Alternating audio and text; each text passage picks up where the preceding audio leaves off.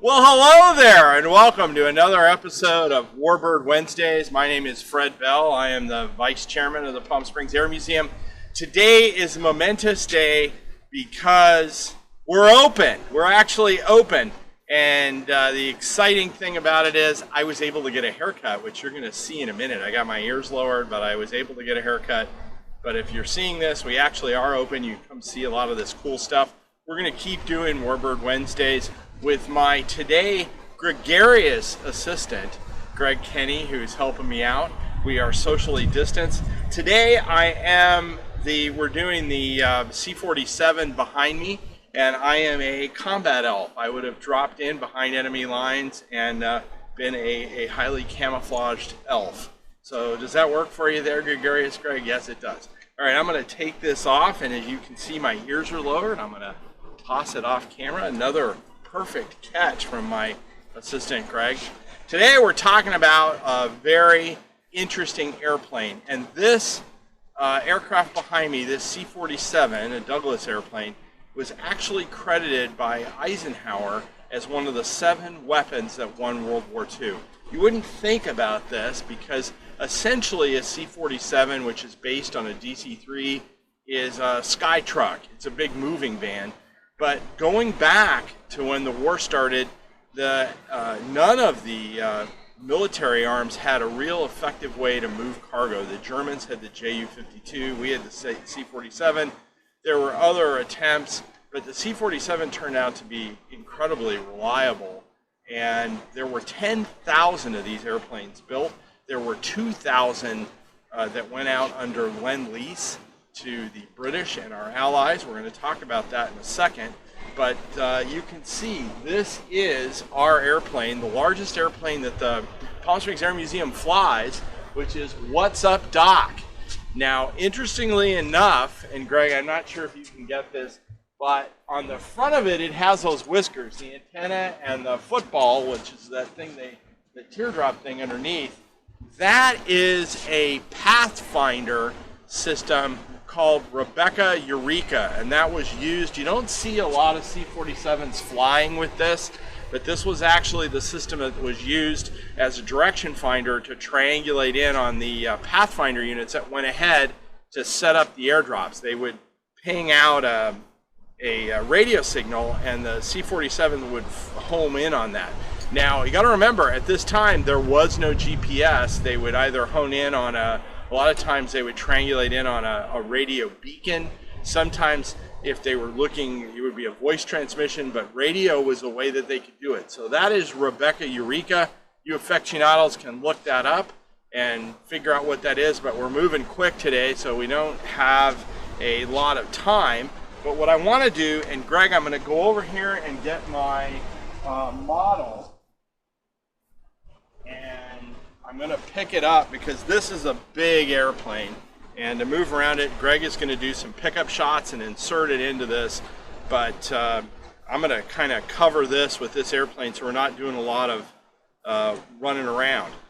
This is a C-47 based on mid-1930s DC-3 technology, but you have to figure that by the time these aircraft were in heavy production in 43 or 44, the technology that went into this airplane really was perfected in the early 30s, so it was 10 or 12 years old.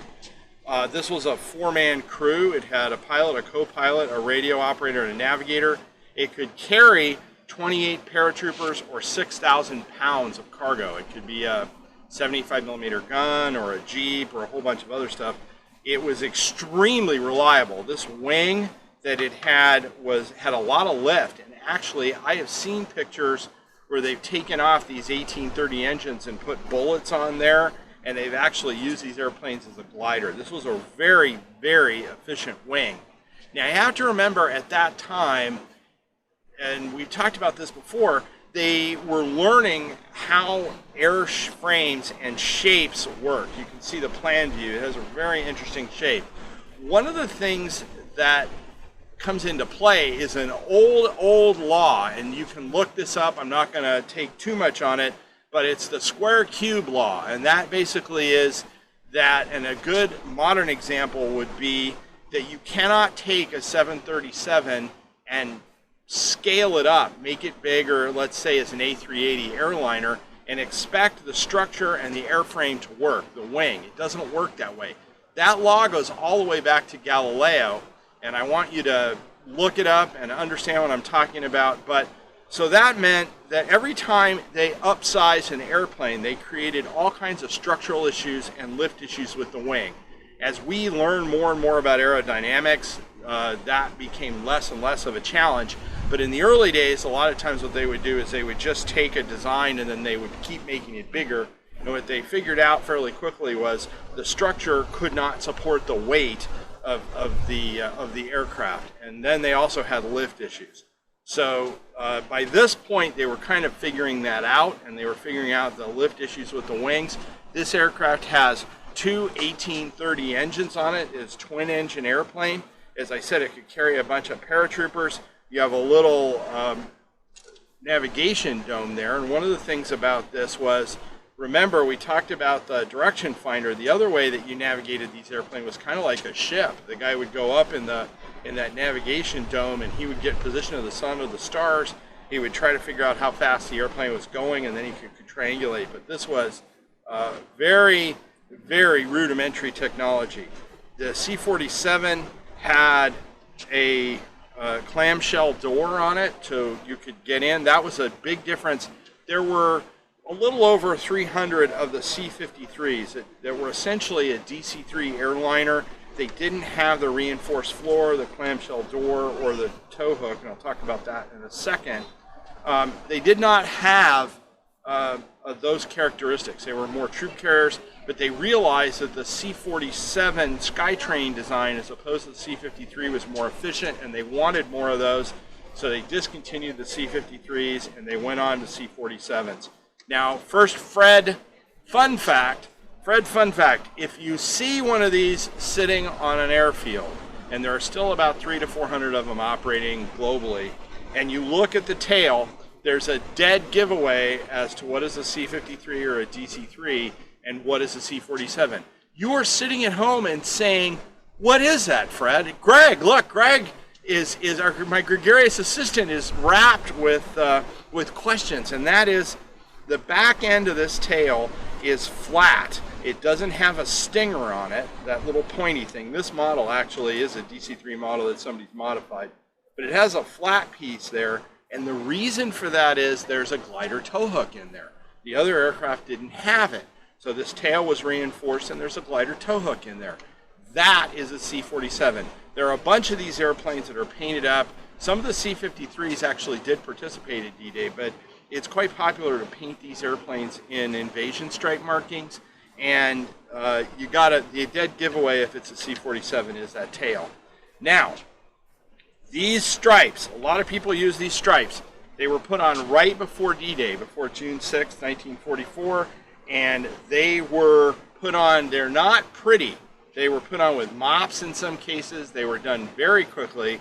You see these things today on airplanes, they're all gorgeous, and the airplanes are gorgeous, but the reality of it was done in the field.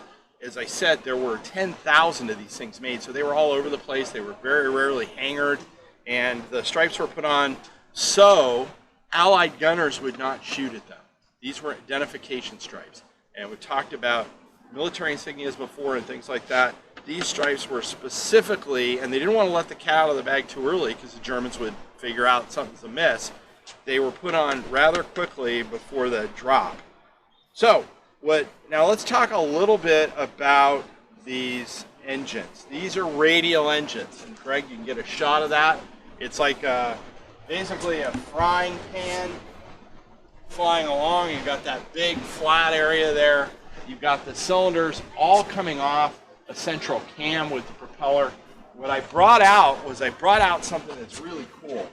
When you come to the museum, we actually have a cutaway of a radial engine. Remember, with radials, there is no cooling, liquid cooled in there like a V8 or a V12, like your car, like the P51. This thing is air cooled with oil. Now, this model and that cutaway that I was talking about, you can see when we spin it, see how Greg, I'm not sure if you can get this, but you can see how they all spin off that central cam, and that's how a C-47 works. They fire and they spin that, and that is what drives the engine, but it's all around that central cam. Very unique design.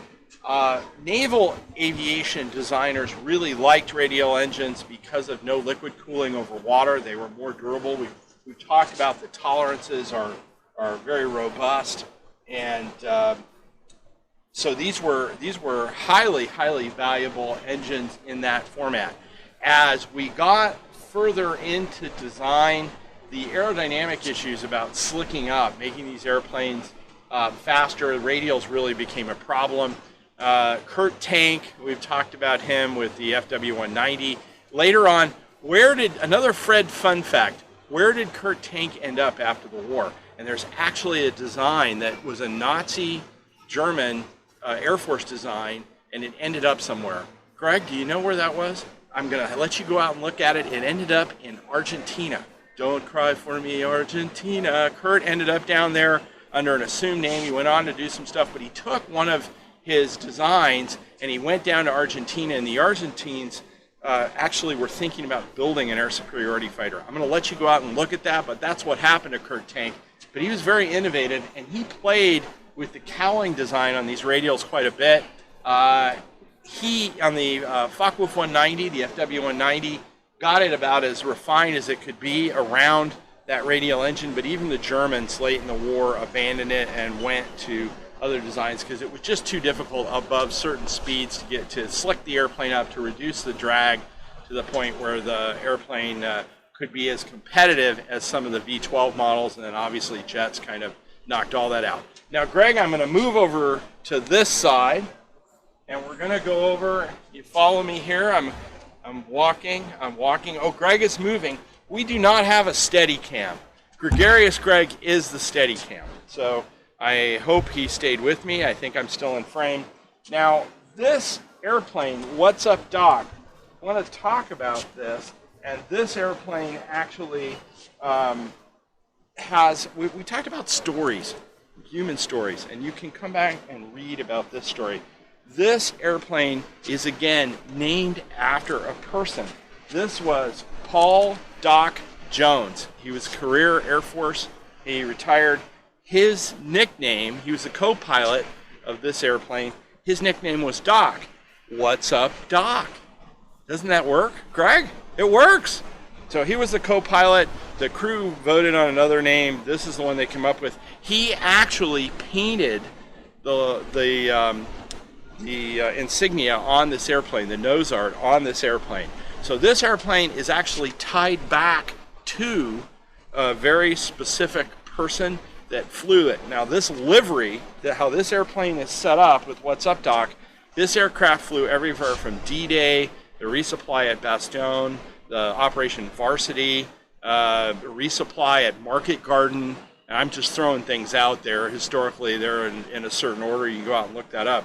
But this particular livery of this airplane was in every major operation in Europe in World War II. That is the significance of the nose art and the significance of the logo and the insignia on this airplane.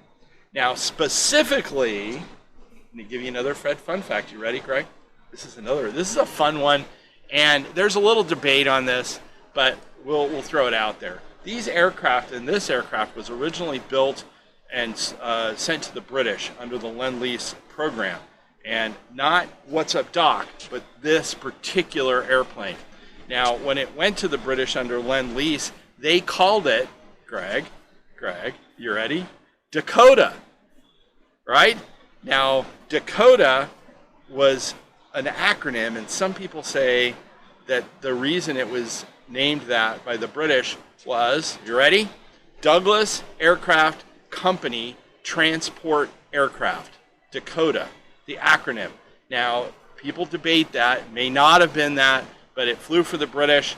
This airplane flew under many different flags, and Greg will get that. The exciting thing about this was the airplane flew up into the 2000s with the Israeli Air Force, and when it retired, the crew, and we have this, we get some really neat stuff sometimes. The crew, when they retired it, put the inscription, and we have it, we saved it. It says, "Nothing replaces a Dakota but a Dakota." That's how much they loved the airplane. These airplanes were very economic to operate. we actually have an Israeli paratrooper who is a docent that jumped out of this airplane. And if you come to the museum, you can meet him, and he can tell you about all his fun, exciting stories. Now, Doc, the actual pilot, Doc, went on. He had a very long Air Force. He transitioned from the Army Air Force. He went in the United States Air Force. And he also, another really cool Fred fun fact, Greg, I'm just like throwing them out there today. We're open, and I'm just so enthused. I'm throwing them. He flew 235 missions as a forward air controller in Vietnam before he retired. So, and he won a Distinguished Flying Cross for that. He received a Distinguished Flying Cross for that. Isn't that cool? Thinking about how these guys went on, and he stayed in the Air Force and he went ahead. But good old Doc that's how the airplane got its name. Now, when you come to the museum, as you can with other airplanes that are tied back to real people, his logbook is here, and his flight jacket is here, and some of his personal stories are here. And just like we did the F-100 with Ken Miles and all the other guys, one of his great stories is that when they were doing Operation Varsity, they were crossing the Rhine, he had dropped a stick at paratroopers, and they thought they were done, right? And you've seen paratroopers go out, they have those lines, those static lines, and they pull out the parachute, and these guys were crazy. They would go out at night, in D-Day, they were going out at 3 or 4 or 5, 800 feet, depending on, they were getting shot at the whole time. And they would go out and they have all this gear on. Well, they jumped out all the paratroopers. When the crew chief went to pull in the lines, guess what was on the end of one of those lines? A paratrooper. He was stuck, and the line had wrapped around his leg, and they were dragging him. So the airplane, Doc went back into the back, and they brought the airplane up, and they eventually cut him away, and they were very worried about him because they'd been dragging him. When they came around, this is the advantage of being on an airport. Look at that. Got a beautiful airplane going by. It's one reason you got to come visit us. You see us fly, or there's a whole, if you're an airplane person, come over here. We got plenty of airplanes. But they went and they cut him away, and they followed him down. When they followed him down, and this is what Doc says, this is his account, they knew he was okay because he had 2 farmer girls on either arm waving at him. And so he landed safe and sound, and he survived it. But can you imagine that paratrooper being dragged behind this airplane, and thank God that the aircrew was able to save him and cut him away from that. But that is one of his stories. There's a whole bunch of other stories here about the co-pilot.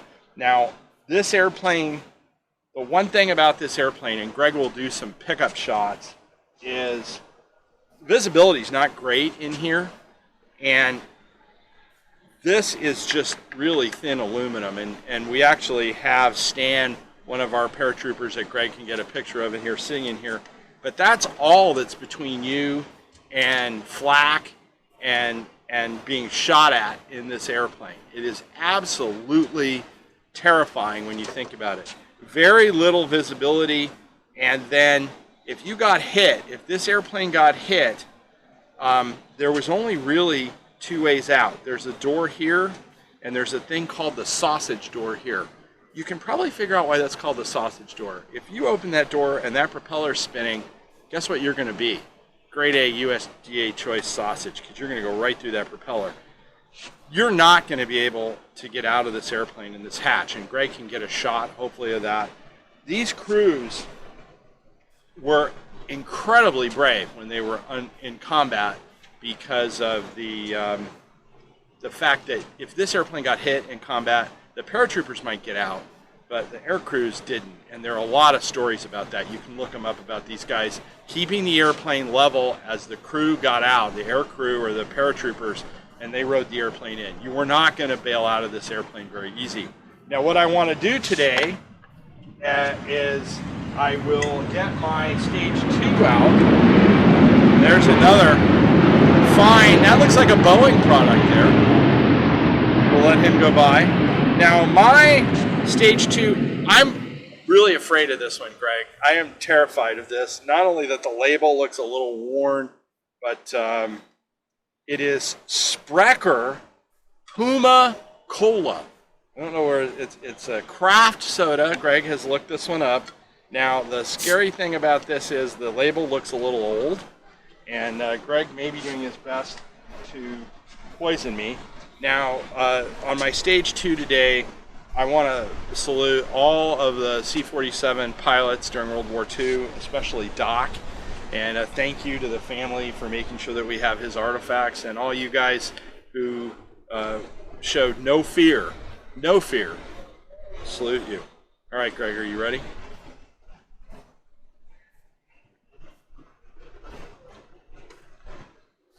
Yeah, that we'll try one more just as a confirmation that's this is right along the lines of brainwash, I think. We're not going to take that one with us today, Greg. I think that Puma Cola has seen better days. Puma Cola, by the way, is not a sponsor of this program today. And we give them a shout out. Maybe we got one that's been on the Puma Cola shelf a little bit long, but I'm going to try it one more time just to make sure. Just so you can say, oh man. Okay, well that lit me up. So, but a tribute to all those folks that that flew in these airplanes and really, again, fearless in the Pacific, everywhere else. I mean, these airplanes were used around the world. As I said, there's about 300 or 400 of them still in use. They still fly cargo. There's another thing I want to do. I want to do 2 shout outs. This is the largest airplane that we currently operate. I want to give out, I've done it before for this guy, but he's kind of, he's in a little everywhere. John Goldenbaum. If it weren't for John Goldenbaum, when we were standing up this program about 10 years ago, he was a huge help. And the other side of it is the guys who do our radial engines, Anderson Airmotive. Without Anderson, and I know not a lot of you are going to run out and have to do radial engines, but if you ever run across these guys, they are so supportive of our program and keep us in engines. And to Anderson Airmotive, we just want to say thank you. So what I want to do today is I'm going to wrap up our conversation about the C-47. I'm going to say thank you. Remember, we're open. Yay! I want you to smash that subscribe button. We're trying to get to 1,000 subscribers. We're so close. So smash that subscribe button. Like us on Facebook.